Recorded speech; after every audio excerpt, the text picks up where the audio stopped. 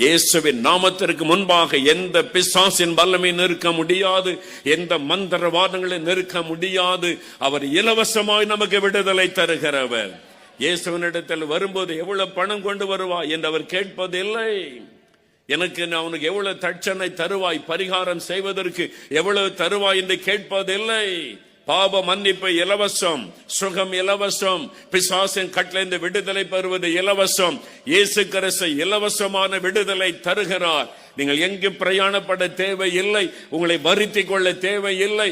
இருக்கிற இடத்தில் என்று கூப்பிட்டாலே அந்த இடத்தில் வந்து அற்புதம் செய்கிற ஒரே ஒரு ரட்சகர் இயேசு. இயேசுடைய பெயரை சொல்லி பாருங்கள், உங்களுக்கு விடுதலை. அந்த பெயரிலே தான் வல்லமை இருக்கிறது, ஜீவன் இருக்கிறது, அற்புதம் இருக்கிறது.